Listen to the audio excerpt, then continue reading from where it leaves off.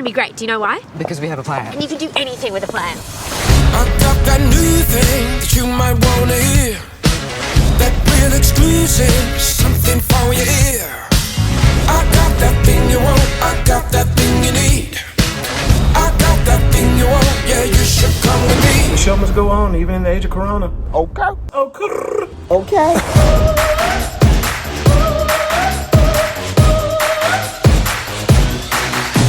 I know you got this. Oh, wait, but bring it in.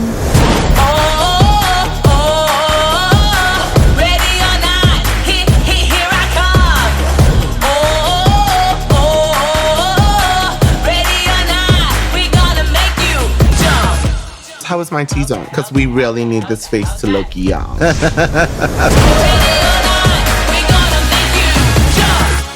Hi there, Mike. How you doing?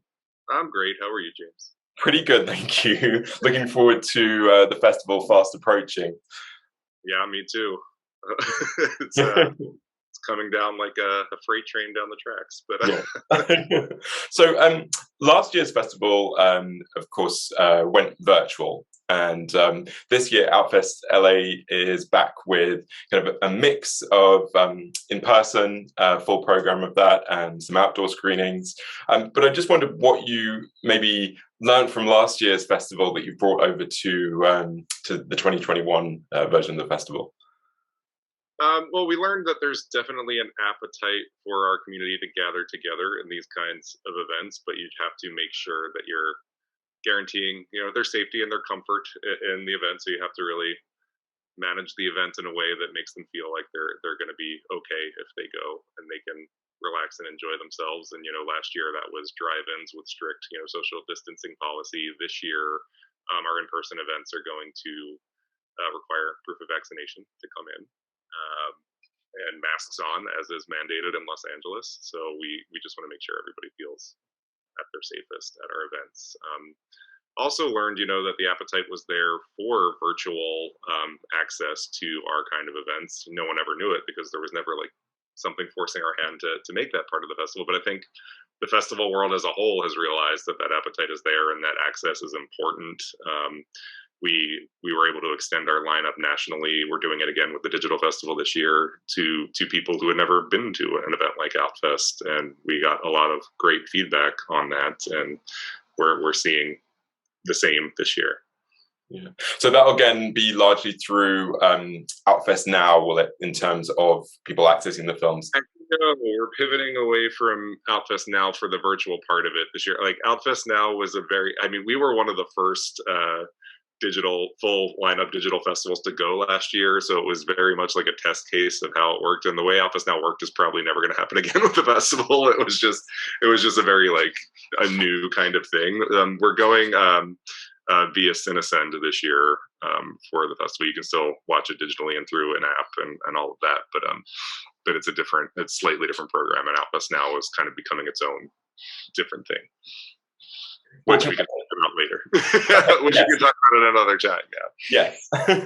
Well, congratulations on the lineup. It's very, very exciting. And should we start sort of at the beginning and at the end with everybody's talking about Jamie, the opening night film, and then Fanny, The Right to Rock, the closing nighter. Why did you want to open and close the festival with those two films, and maybe give us a little bit of a flavor of what we can expect? Yeah, I really thought it was important when everybody was going to be coming back together in person for these festivals to really kick off and close off with a feeling of celebration and joy. And these two films really give you that. Everybody's talking about Jamie as one of the best musicals I've seen in a long time, and it's something that you go to a theater or to a communal space to enjoy with a crowd and really, dance along and laugh together. I am someone who is a fierce longtime fan of movie musicals, and a lot recently have disappointed me in the way that they kind of adhere to the laws of time and space, and this doesn't at all. When the musical numbers happen, they're crossing into fantastical boundaries and are visually resplendent, and it's just a glorious thing to watch. And we're really happy that we're going to have Max Harwood, who's the lead of the film, there on opening night with us. I think he's going to perform. I believe that's the plan now. And Bianca Del Rio from Drag Race is in the film briefly, but is going to join us live for a kind of opening speech at the film. So it's just going to be a really fun time. And then and at the Hollywood Forever Cemetery, Hollywood Forever Cemetery outside on the lawn.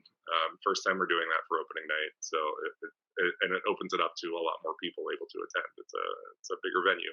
Yeah, there's always such a fun atmosphere there. It's a great. I mean, it's quite for people that don't know, that's a sort of an iconic sort of summer venue to go and see a movie, isn't it? And a great atmosphere.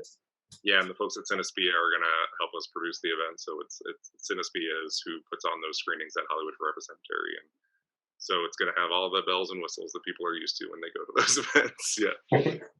Yeah, and then closing for Fanny, Fanny was actually a film that we had wanted last year, but they had held off on the festival circuit just to wait to see what happened with COVID. And fortunate for us, because what we are doing is what the ideal scenario for this film would be, is that Fanny the band. And to people who don't know, Fanny was a rock band in the 70s, started by two Filipino-American sisters in Venice Beach. They were the first all-female rock band with a major label release. They were critically acclaimed. David Bowie was like, this is the best band working. Why is nobody giving them the attention they're due? So, industry, racism, sexism, homophobia kind of didn't give them the real fame that they deserved. So this documentary charged their reunion decades later, and they're coming back together to record a new album. And seeing this film, they're just amazing women. Their music rocks hard. You're like, man, we need to play this, and then they have to play a show, and that's exactly what's happening at the Orpheum for closing night. Is Fanny, all of the original members plus some special guests are coming together for a reunion show after the film. It's going to be a 5-song rocking set. Going to be pretty amazing. So if you've been missing rock concerts over this past year and a half, this is definitely the way to jump back in with both feet at the Orpheum. Yeah. Oh, that sounds like it's going to be a great night. Yeah. And talking about the way that COVID sort of impacted that film, and its kind of festival run being delayed. Did you see the pandemic affect the work in other ways that was submitted to you to the festival this year? And do we see it in the lineup in any ways that it might sort of manifest, I guess? You do, and there are some ways where you see it directly and some ways where you can feel the echoes of it. But it's interesting. I think it's more pronounced in the short film work where, a lot of features couldn't mount their productions during COVID, like because of just all of the moving parts. Short filmmakers have, it's never easy to make a film. I say that to all you filmmakers. I know that now, but you have it a little easier on the short film production where there are ways to, in COVID restrictions, get those things together. So we actually have a full shorts program of queer shorts made during COVID with just boundless creativity. There's animated shorts, there's like thriller shorts, there's drama, there's comedy. Like people just, we're really clever with how they addressed the pandemic in their filmmaking. And on the feature side, you do see it in that there are films that were shot during the pandemic. They don't maybe directly address that that's what the thing was, but there are films like Language Lessons with Natalie Morales and Mark Duplass, which takes place entirely over video chats in such a cinematic way. I was amazed. This film was in the Berlin Film Festival, and when I watched it, I was like, wow, they really figured out how to make this work with the editing and the acting and the writing. So it's going to be really interesting to see those kinds of films on the big screen. We're also playing the Noah's Ark reunion special that was filmed over COVID. That one directly addresses the COVID aspect of it, but it's a reunion special of Noah's Ark, which was a landmark in representation for Black queer men. And they bring the original cast entirely, including Daryl Stevens and Doug Spearman, and a lot of special guests like Wanda Sykes and Titus Burgess and Wilson Cruz. So yeah, I think it's as a curator, it's very interesting to place these things in the theatrical context and see how an audience responds to that. Yes, exactly. For people especially because we've all been watching these things on our own, or with our friends or partners, but in very sort of small bubbles for such a long time. So yeah, the idea of watching it together is exciting.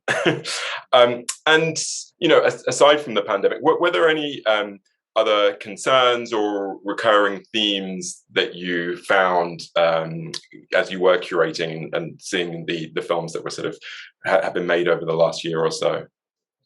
Yeah, this is always an interesting question, and it's one that comes up a lot, and it's always hard for me to answer because we have across feature, shorts, and episodics, we have 175 films, and it's hard to always be like, well, this recurring theme was seen through all of them. Like, obviously, that's not going to happen. But there's interesting trends that I see that are being reflected. Like, it's very new in the queer film space. This is very general, but we're seeing a lot more films that have queer characters as the central character, the central focus, the protagonist, that aren't necessarily about their relationships or there's we need to do something, which is genre horror film through and through. It is completely nuts. It was in Tribeca. It's about a family trapped in their bathroom after a tornado, and then supernatural horrors start to try to get in after them and turn them against each other. It's wild, but the lead is a queer teen girl who thinks she may have started this mayhem with her girlfriend when they tried to place a curse on a classmate. And it's just like that kind of story is, I mean, not that specific kind of story, but that kind of thing is being reflected in a lot more films where we get to be the center of these genres that have always been default straight characters, default cis characters. It's pretty thrilling to see that. And other things that I've seen, I think our understanding of the fluidity of sexuality and the fluidity of gender is starting to reflect more in these films, in the sense that, like, I think our queer filmmakers have been very forward thinking about this, where, like, if you've grown up in a world where that's more accepted, that starts to reflect in your work, where it's like, we don't even have to, like, make a big statement that, like, you have to accept this. It's like, that's just how it is, and you're gonna have to deal with that. These characters are trans, these characters are non-binary, these characters are sexually fluid, and that's the way they live, and that belongs in a queer festival, and you're just gonna have to deal with it if you haven't been able to deal with it so far. Yeah.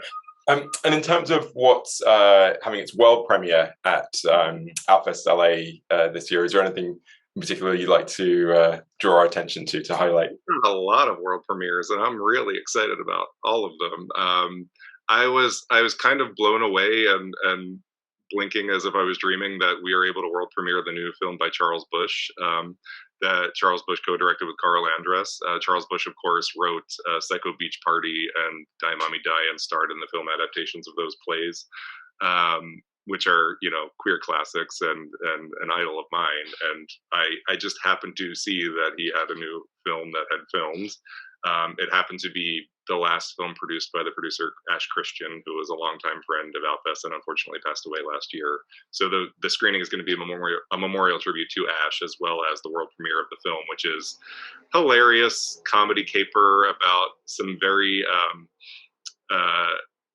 what is the best adjective for these characters? They are movie memorabilia collectors that go in hard on that on that pastime, and they discover that their recently deceased friend had hidden away a lost final reel of a classic horror film, and they all decide, are we going to share this with the world, or are we going to cash in on a big sale?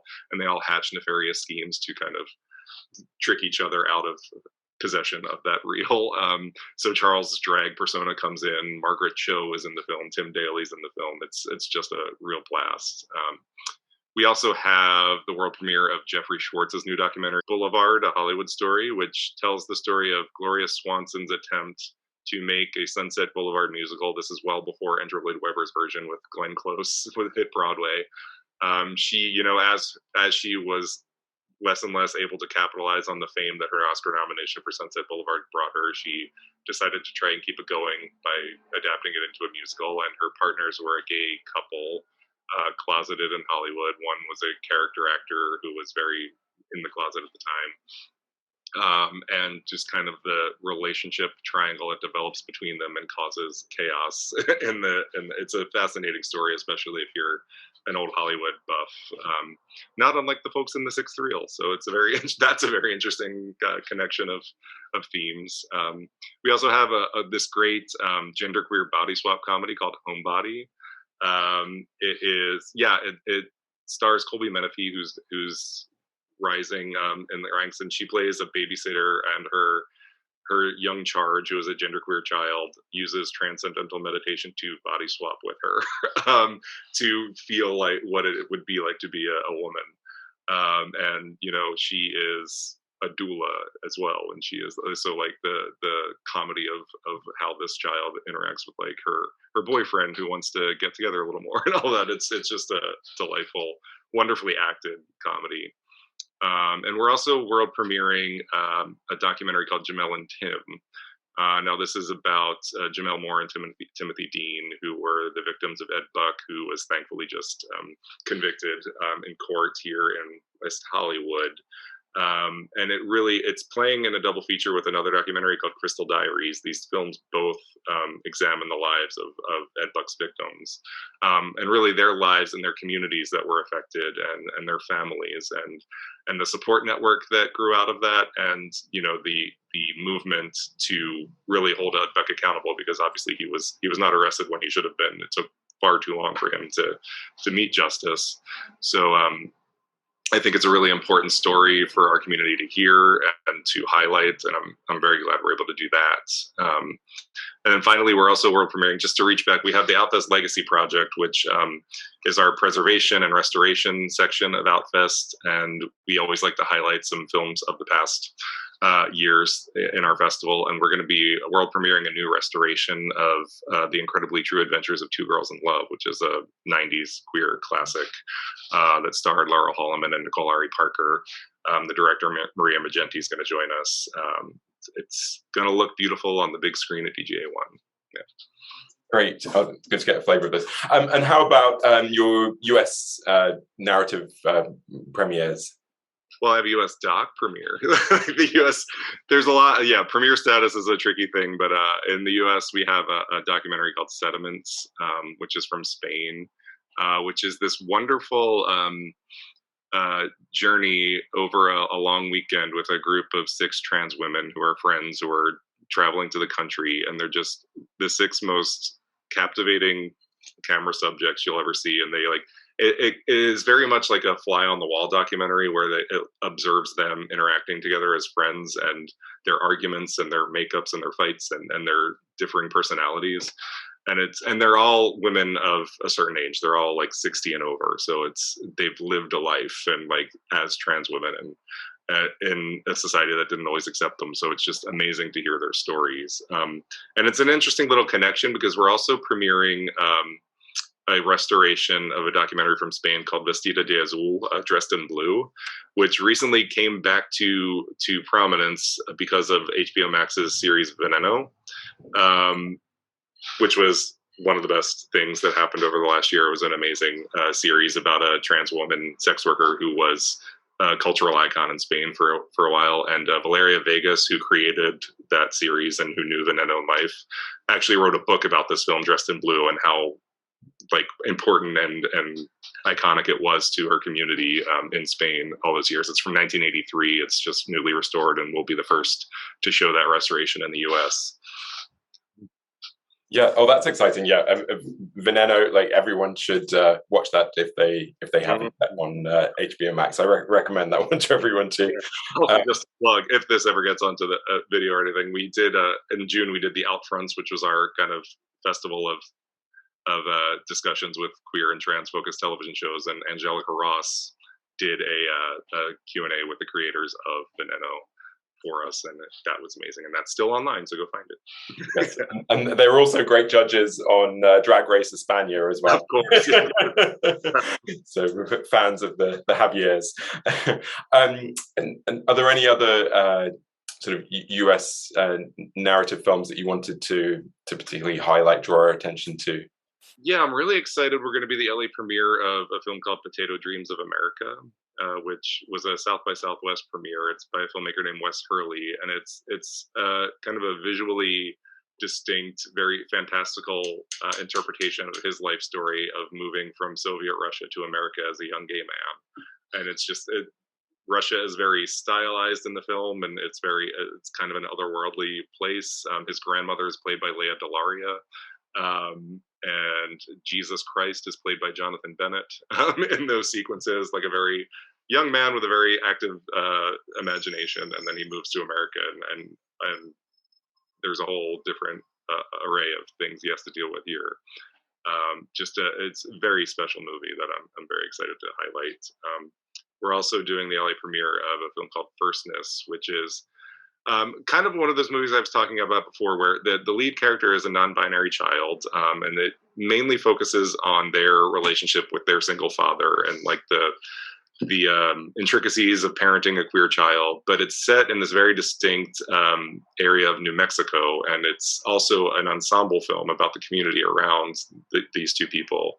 The child's friends, the father's like cohorts at a therapy group that he goes to that does very theatrical reenactments to deal through their issues, and it's a very distinct American indie film that is part of this vanguard of filmmakers that are really like showing how gender expression and non-binary identities are becoming more pronounced in our world, and how best to go about living in that world without preaching about it, just like showing a very nice community like understanding this. Yes. I'm really excited about those two.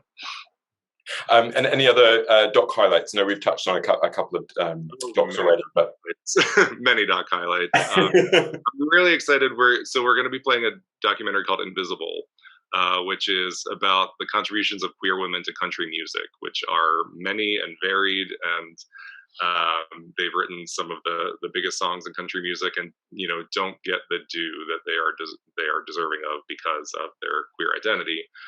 So that documentary reaches in and really examines all of that and highlights some of the great songs.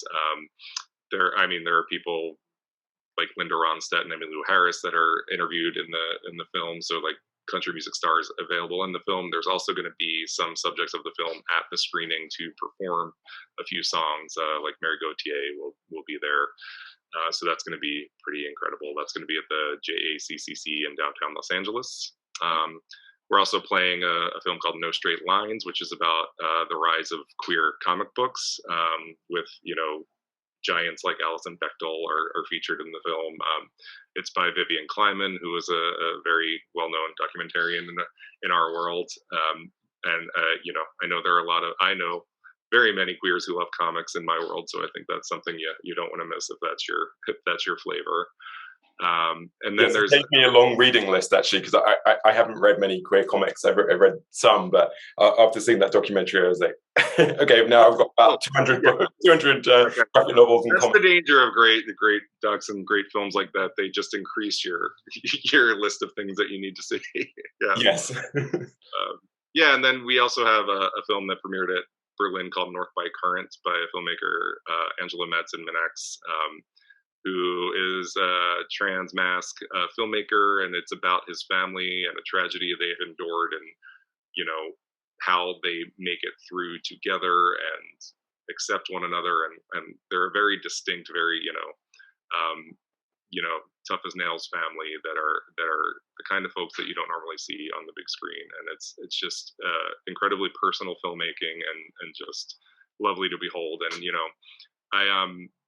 It kind of exemplifies something that I was thinking about as we were putting this program together, where, I had spoken about how we wanted to gather with a feeling of joy and celebration, and that early on I was thinking, like, do I want to play films that people aren't going to feel like super like exhilarated? But I do feel exhilarated by North by Current because it's such wonderful filmmaking, and it is about a family coming through and persevering through some tough times. But when you pitch films like that, like sometimes there's a tendency for people like, oh, I want to see something more like happy. But like for me, film going is a happy experience when the film is just incredibly made like that. So it's something I wanted to highlight, that like we're not shying away from films that challenge or illuminate or open up tough discussions or important discussions. Like that's always going to be important to feature as well. Yeah. I mean, it is a big program. What you say, I think it's 175 plus films. So, when you first look at it, it can be a little bit overwhelming. And I wondered, are there any sort of, a couple of recommendations of things that, at first glance you might sort of miss as we're, flicking through the film guide or looking online at the film guide?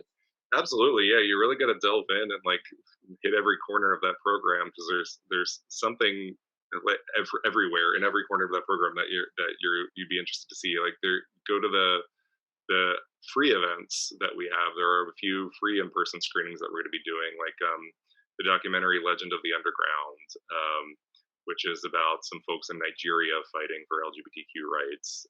It was an HBO Max documentary that is made, it's co-directed by a longtime Outfest friend, Nika Nora, and HBO was very excited that we were interested in doing a free screening of that, so that's going to happen. We're also doing a free screening of one of my favorite documentaries of the past year, Wonyarovich, which is about the artist David Wonyarovich, who was very active in the 90s among like the New York set of the Keith Harings of the world and all of that. So, I had not known a lot about David before this film, and then after it, I was just like, I want to know everything. I want to buy more books. I want to buy art.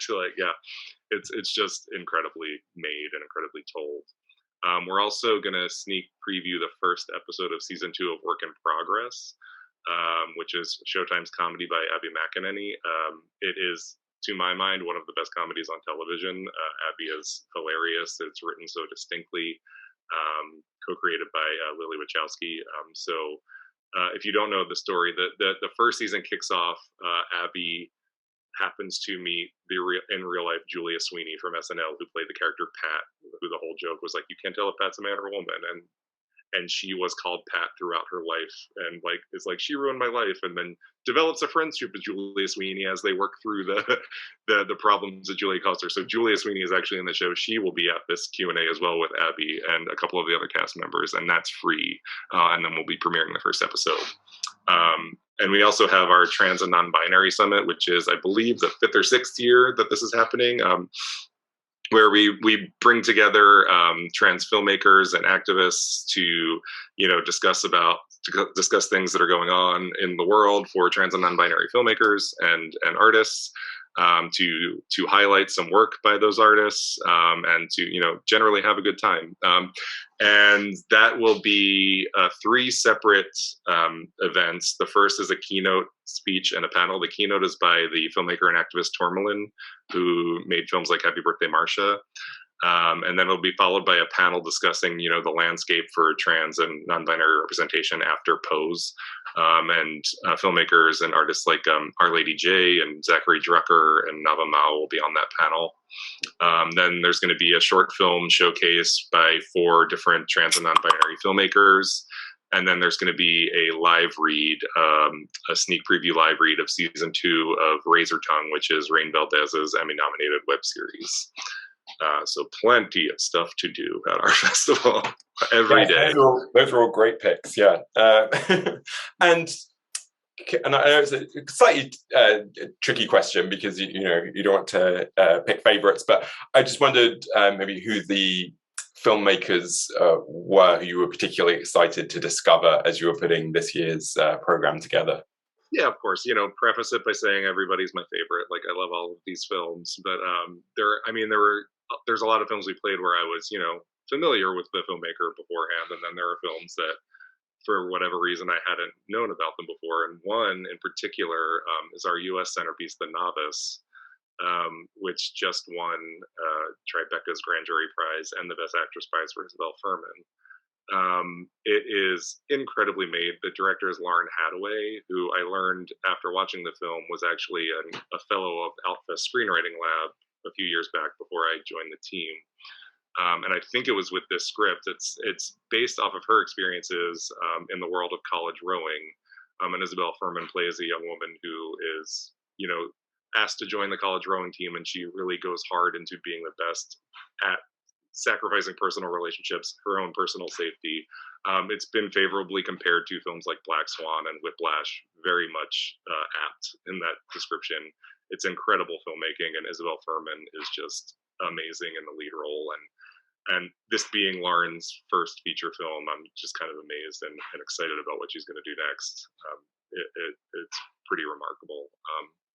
There are a couple films on the international side that I had not seen anything by these filmmakers. I think it may be both their first films, but we have a film from South Korea called A Distant Place by Park Kun-young that's just incredibly made gorgeously mounted film about a young man who's living kind of in the Korean countryside, away from the city, away from the people who had made him feel bad about his identity, and then is reunited with an old lover as his sister also comes. He's been taking care of his sister's young daughter, basically as her adopted father, and then the sister comes back wanting the child and creates problems because, oh, you're with a man and that's not cool, she needs a mother.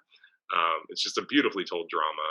I was really captivated by it and really excited to see that filmmaker for the first time. And then there's a UK comedy called Sweetheart that's done the rounds on the Circuit Fest by Marley Morrison.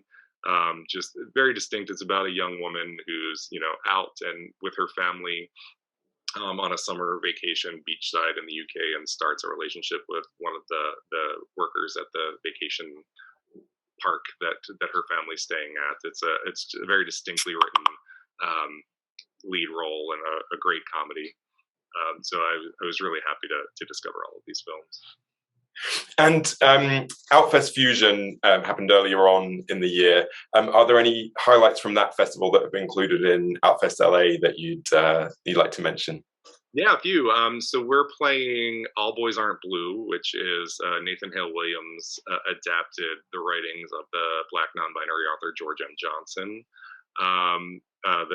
His book, their book, All Boys Aren't Blue, and it's kind of a dramatic reading slash fantastical film of three actors reading different portions of George M. Johnson's writings about the expectations of Black masculinity on queer Black men at three different periods of George's life, and it's just very stirring and emotional and beautifully done visually. It does not feel like a staged play or anything. It feels like a beautifully done feature. That's playing in part with a short that we played at Fusion as well, called How to Raise a Black Boy, which delves into some similar themes, made by a very young filmmaker, Justice Jamal Jones, who just graduated NYU, just became a Sundance Ignite Fellow. It is it's told like a fable. It's visually experimental and lush and distinct. I'm very excited to highlight that. We also are playing again the feature film See You Then, which was a South by Southwest premiere that we then played at Fusion. Filmmaker Mari Walker. It's a story of a woman who reconnects with an old lover who's played by Lin Chen, who was in Alice Wu's Saving Face, years after they were together and after the woman has transitioned. And it's very much like a Before Sunset style film of their long conversation over one night about, you know, the hurt they caused and where their lives have gone and what they're doing now, and just wonderfully acted and beautifully told. So those are some things we're really excited about reintroducing to our audience. And you touched on the shorts programs at the beginning. You mentioned there's kind of a COVID specific one, but I think there's 13 shorts programs altogether, aren't there? Could you give us a little bit of a flavor of what festival goers can expect from those programs, just to touch on them? Yeah, the shorts programs are always where you find kind of the stars of Outfest, tomorrow's Outfest, when you go to the features and you hear like, oh, this was an adaptation of my short that was an Outfest, or like I made this short and then I got this feature. This is where, you know, the discoveries happen and where the filmmakers are really cutting their teeth on their craft. And these programs have always been extremely popular. That's why there's so many. There's 13 shorts programs, and we thematically divide them amongst different ideas and genres and themes. There are long time themes that have stretched back decades into Outfest. Your boy shorts, your girl shorts, your trans shorts. We were very happy this year to see, so like what I was talking about in terms of gender expression. There was so much that we now have Transcendental, which is the trans identified short films, and then there is NB Portrait, which is non-binary identified films. Two distinct programs, very cool that we're able to do that this year, and it seems like that's going to be a thing from now on. And we have Surrealness, which is our shorts program of genre films that are a little celebrating the weird. There's our Platinum section, which is the avant-garde experimental films, which is always a huge seller, because it's just it delves into music video and dance and experimental expression of queerness, and those filmmakers are always the best dressed at the opening night red carpet. They really let loose with keeping the queer weird. So we always love that. And the platinum section also has some great features in it as well, like We're All Going to the World's Fair, which premiered at Sundance, and Rebel Dykes, a great documentary, and Socks on Fire, which is the platinum centerpiece by Beau McGuire, which is Alabama Southern Gothic drag family drama. Like, it's unlike anything you've seen, and Beau is a delightful human. But yeah, and then we have, as I said, the shorts program that delves into COVID era filmmaking. We have a shorts program around family relationships, parent-child, sister-brother, cousin. It's just every kind of theme that we could see emerging amongst these great short works. We kind of divided it into great distinct programs. I've used the word distinct a lot in this interview, I think. Well, it's good that it's distinct. And you've mentioned a few of the special guests that are going to be either performing or just appearing doing Q&As. Is there anyone else that you're particularly looking forward to coming along to the festival? Oh yeah. Well, as you know, drag is having a moment, and that is reflected in a few films. And some drag race queens are joining us. Our documentary centerpiece is Being BB, which is about BB Zahara Benet, the first ever winner of RuPaul's Drag Race. And the doc is really cool in that it followed her from before she went on season 1 of Drag Race, so it covers 15 years of her life, from then until now, until COVID era, when she's kind of looking back on all of this 15 years of footage, and looking at the filmmaker travels to her homeland of Cameroon and finds people who have been inspired by BB. It's just a wonderful thing to see. A lot of our programming team who do not watch Drag Race were really captivated by the film. It's just a great portrait of an artist who was inspired a lot and overcome a lot. And BB is going to be performing live prior to that screening at the JACCC, which is the second Saturday of the festival, the 21st. And you're also going to see Ben de la Creme from Drag Race host a Q&A of a film called Baloney, which is about a beloved San Francisco all-gay male burlesque review.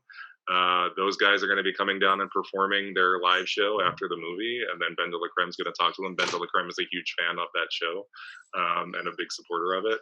It's a really cool burlesque show that does song and dance and social commentary and erotica, and it's unlike anything you've seen. And I think we're going to be premiering the trailer in a day or two as well. So another drag focused film, not drag race focused, but drag focused, is called Jump Darling, which is about a young man who is a drag queen, is having a tough time in life, and escapes to his grandmother's secluded home to get it together. His grandmother is played by Cloris Leachman. It's her final film performance before she had passed away, and there's going to be a memorial tribute to Cloris prior to that is going to be presented by Sybil Shepherd, her co-star in The Last Picture Show. So that's going to be a special night as well. And she, did you know that she appeared in the pilot of Wonder Woman, which I didn't realize until I started watching it the other day, and Cloris Leachman was Wonder Woman's mother, I think, and having a lot of fun doing that. I mean, Cloris Leachman was amazing and threw her whole self into any role she ever got. So it's there's so much that she did that was amazing. Yeah. And where should people go to see the whole program, buy passes, tickets, now they've heard about all the exciting things that are happening?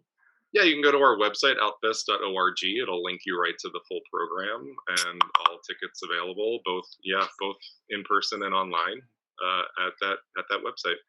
Well, Mike, thanks very much, and I'll see you in Los Angeles. All right, see you there. Thanks.